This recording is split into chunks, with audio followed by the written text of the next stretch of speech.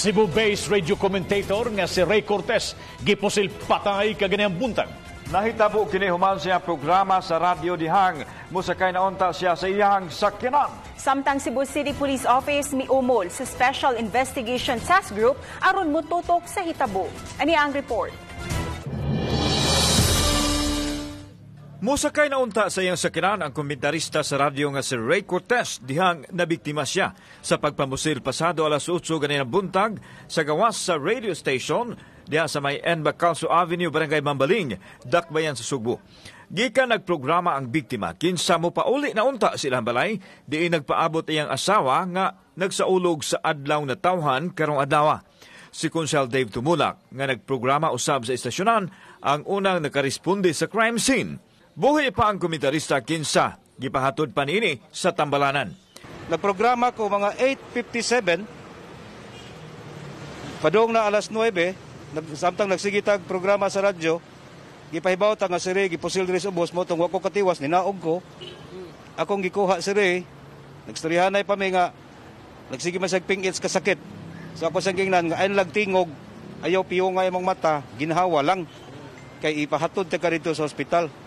Apan alas 9:55 gideklarar sa mga doktor sa Cebu City Medical Center si Cortez nga patay na.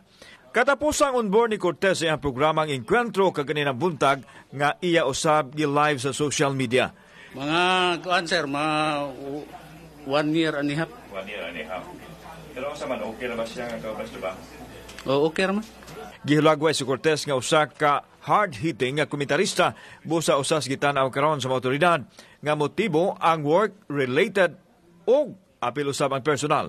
Ang atong nauna nakita sa bukton unya murag sa dugan.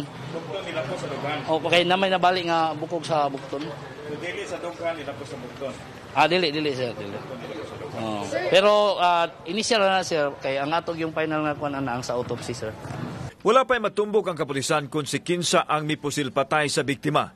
Usa sa gitanaw nila ang posibilidad nga sniper ang mihimo sa krimen. Hinoon, nangita og mga CCTV sa dapit ang mga investigador. Nag-start nag-backtrack sa tanan niya nga komento sa radyo nananatay giasay nga personnel para pag-check kung kinsa katong mga mayang na murag na sakitan sa komento. Miumol usab og Special Investigation Task Group kun SITG ang Cebu City Police Office aron motutok sa kamatayon ni Cortez. As much as possible ato gining sulbaron considering this is a significant incident. Sa pikasbahin og tanong gikundinar sa inyo JP ang pagkakutlo sa kinabuhi sa komentaristang si Cortez. Ang pamilya ni Cortez wa pay pamahayag tungod sa kakalit sa hitabo. Kauban si Cleofer Lumayag, ako si Alan Domingo. Balitang Bisdak.